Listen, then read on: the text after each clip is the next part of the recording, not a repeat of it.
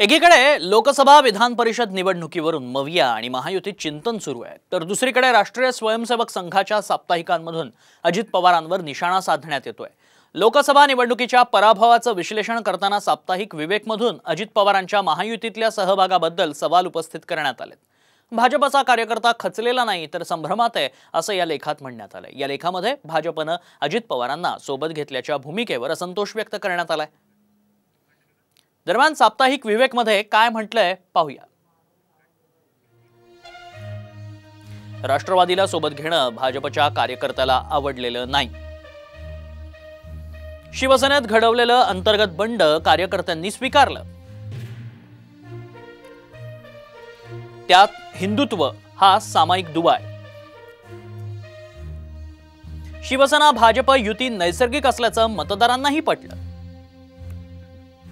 लोकसभेमुळे नाराजीत आणखीनच भर पडली।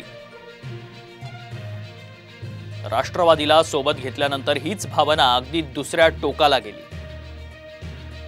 राष्ट्रवादीच्या प्रवेशानं कार्यकर्त्यांमध्ये अस्वस्थता हे हिमनगाचं केवळ टोक आहे।